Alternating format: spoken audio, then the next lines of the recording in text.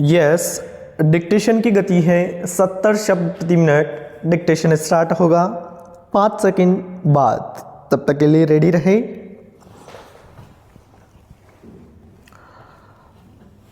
Start. महीनों से मन बेहद बेहद उदास है।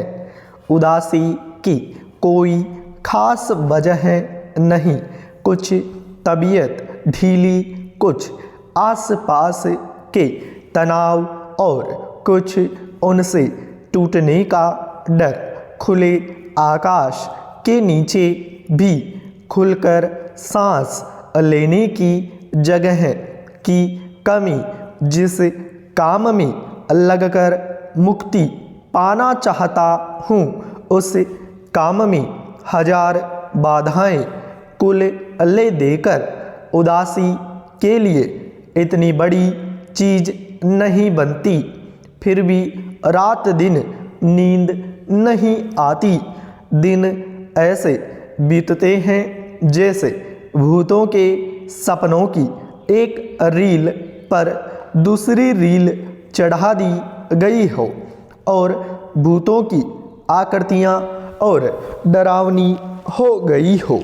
इसलिए कभी कभी तो बड़ी से बड़ी परेशानी करने वाली बात हो जाती है और कुछ भी परेशानी नहीं होती। उल्टे ऐसा लगता है जो हुआ एक सहज क्रम में हुआ, न होना ही कुछ अटपटा होता।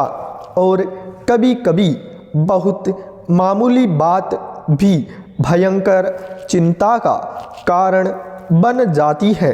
अभी 2-3 रात पहले मेरे एक साथी संगीत का कार्यक्रम सुनने के लिए 9 बजे रात गए। साथ में जाने के लिए मेरे एक चिरंजीवनी और मेरी एक मेहमान महानगरीय वातावरण में पली कन्या ने अनुमति मांगी। शहरों की आजकल की असुरक्षित स्थिति का ध्यान करके इन दोनों को जाने तो नहीं देना चाहता था, पर लड़कों का मन भी तो रखना होता है। कह दिया 1-1.5 घंटे सुनकर चले आना।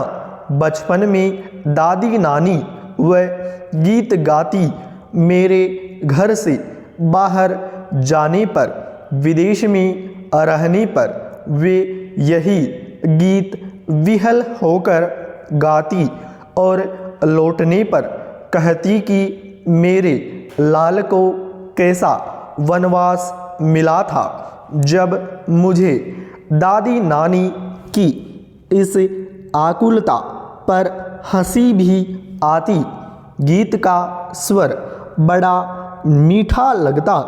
हाँ, तब उसका दर्द नहीं छूता, पर इस प्रतीक्षा में एकाएक उसका दर्द उस ढलती रात में उभर आया और सोचने लगा, आने वाली पीढ़ी पिछली पीढ़ी की ममता की पीड़ा नहीं समझ पाती और पिछली पीढ़ी अपनी संतान के संभावित संकट की कल्पना मात्र से उद्विग्न हो जाती है। मन में यह प्रतीति ही नहीं होती कि अब संतान समर्थ है, बड़े से बड़ा संकट झेल लेगी।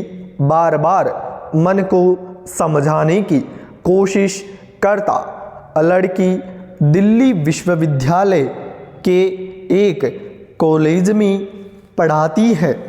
लड़का संकट बोध की कविता लिखता है, पर लड़की का ख्याल आते ही दुश्चिंता होती।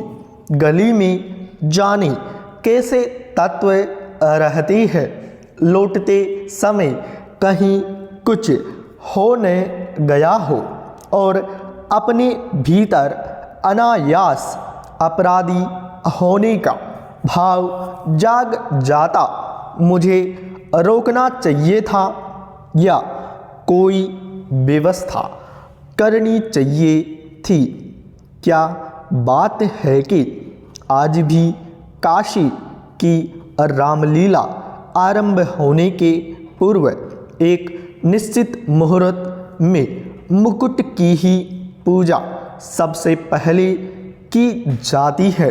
क्या बात है कि तुलसीदास ने कानन को अवध समान कहा और चित्रकूट में ही पहुँचने पर उन्हें कुटिल कुचाल दिख पड़ी। क्या बात है कि आज भी वनवासी राम ही लोकमानस के राजा राम बने हुए हैं। कहीं न कहीं इन सब के बीच एक संगति होनी चाहिए। अभिषेक की बात चली, मन में अभिषेक हो गया और मन में राम के साथ राम का मुकुट प्रतिष्ठित हो गया। मन में प्रतिष्ठित हुआ, इसलिए राम ने राजकीय वेश में उतारा, राजकीय रथ से उतरे, राजकीय भोग का परिहार किया। पर मुकुट तो लोगों के मन में था। कौशल्या के मात्र स्नेह में था वह कैसे उतरता, वह मस्तक पर विराजमान रहा और राम भले ही भीग जाएं, मुकुट न भीगने पाए, इसकी चिंता बनी रही। राम तो वन से लौट आए, सीता को लक्ष्मण फिर निर्वासित कर आए, पर लोकमानस में राम की यात्रा अभी नहीं रुकी। स्टॉप, पूर्ण स्टॉप। दोस्तों, इस डिक्टेशन की आउटलाइन का लिंक वीडियो के डिस्क्रिप्शन में दिया गया है, तो वहाँ पे जाके आप प्रत्येक शब्द की आउटलाइन देख सकते हैं। धन्यवाद। जय हिंद, जय भारत।